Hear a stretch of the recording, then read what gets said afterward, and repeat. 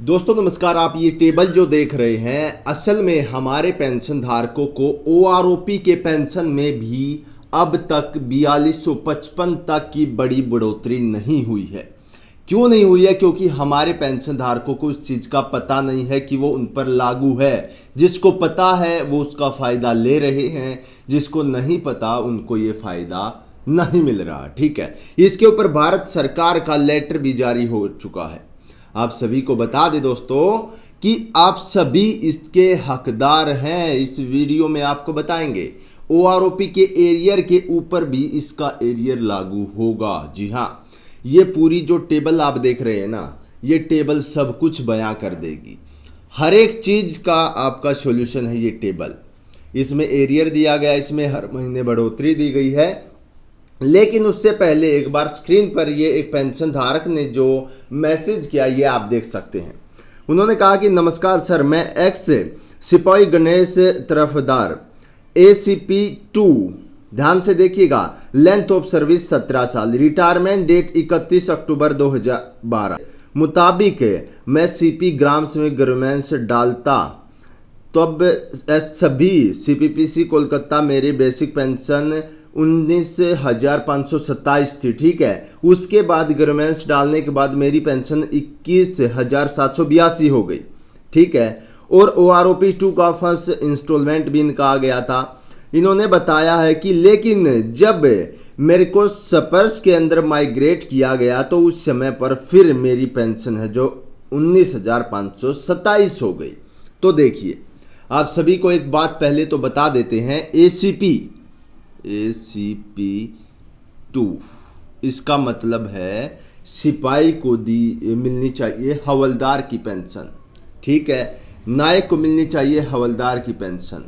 ये आप सभी को पता भी होगा। और हवलदार यदि 8 साल तक भी आप हवलदार रह जाते तो आपको नायब सूबेदार की पेंशन दी जाती है और मिलनी चाहिए।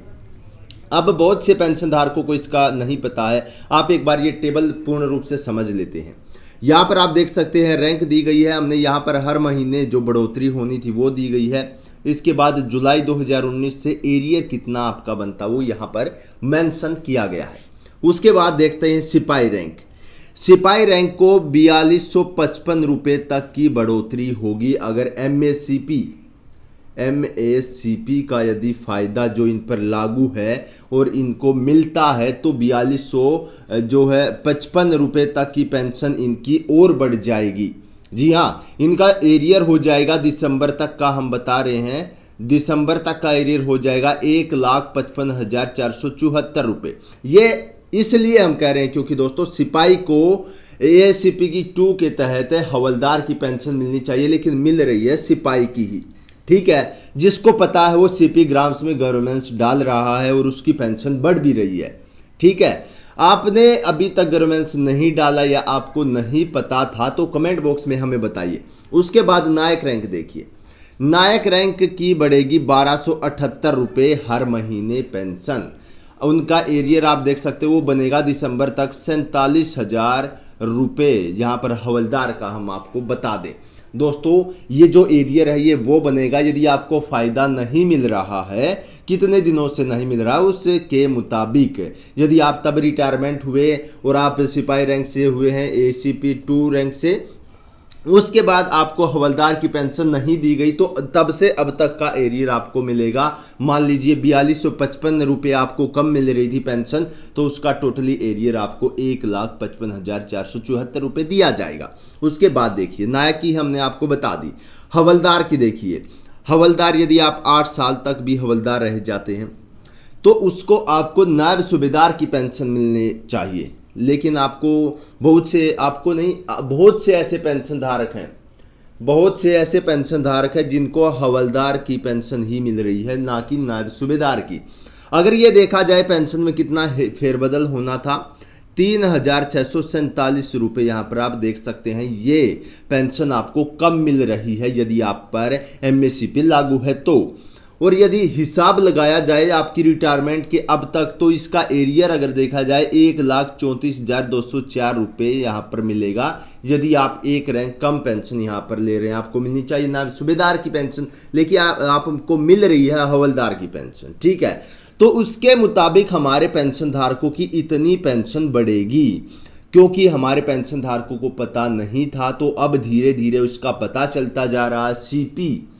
सीपी ग्राम्स में इसकी कंप्लेंट डाल रहे हैं, उसके बावजूद आप ये देखिए, यदि आप सीपी ग्राम्स में अपनी कंप्लेंट डालते हैं तो आपको उस चीज़ का सोल्यूशन 100% मिलेगा रिजल्ट के साथ, ये हम क्लियर कह देते हैं। सीपी ग्राम्स में यदि आप एप्लीकेशन डालते तो एक एक चीज़ पीसीडी इलाहाबाद से पूछते हैं कि इस पेंशन धारक का ये वो हर एक चीज़ क्लियर की जाती है, उसके बाद आपको 100% रिजल्ट उसका मिलता है। अब बात करते हैं भारत सरकार का लेटर है, वो क्या कहता है। भारत सरकार के लेटर में क्या कहा गया है कि जिससे हमारे पेंशन धारकों को इतनी पेंशन बढ़कर और मिलेगी, वो आप अपनी स्क्रीन पर देख सकते हैं। लेटर जारी किया गया सरकार के द्वारा 2018 में, जिसमें बिल्कुल क्लियर बताया गया कि हमारे पेंशन धारकों को MACPS फॉर PBOR यहाँ पर फॉर आर्मी यहाँ पर आप देख सकते हैं, और उसके साथ ही यहाँ पर बताया गया है, आप नीचे देख सकते हैं, the president is please to make the following amendments in paragraph 5 on the, यहाँ पर आप बताया गया लेटर का जो पैराग्राफ नंबर 5 है उसमें देख सकते हैं। यहाँ पर बताया गया क्या बदला है और किस तरीके से बदला है। फॉर एंड रीड यहाँ पर आप देख सकते हैं। तो the scheme would be operational welfare 1 सितंबर 2008 है। उसके बाद देख सकते हैं दोस्तों, the scheme would be operational welfare 1 जनवरी 2006। जी हाँ, यानी कि जिन पेंशन धारकों को 2008 से फ़ायदा मिलता था MACP का, अब उनको 2006 से वो फ़ायदा दिया जाएगा, यानी कि 2008 हटाकर उसमें 2006 कर दिया गया, यानी कि हमारे पेंशन धारकों को 2006 से इस चीज़ का फ़ायदा मिलेगा। और इसके बाद बहुत सारे पेंशन धारक हमारे इसके अंतर्गत आ गए, जिनको हवलदार से सीधा नायब सूबेदार की रैंक दी जानी चाहिए, लेकिन कुछ हमारे पेंशन धारकों को नहीं पता, जो इसका लाभ अभी नहीं ले पा रहे हैं। तो उन सभी के लिए वीडियो हमने बनाया दोस्तों। इस वीडियो को ज़्यादा से ज़्यादा शेयर करें अपने दोस्तों के साथ, और लाइक भी ज़रूर करें। यदि चैनल को सब्सक्राइब नहीं किया है तो नीचे लाल बटन आकर प्रेस करें और चैनल को सब्सक्राइब करें। आज की वीडियो में इतना ही। जय हिंद, जय भारत।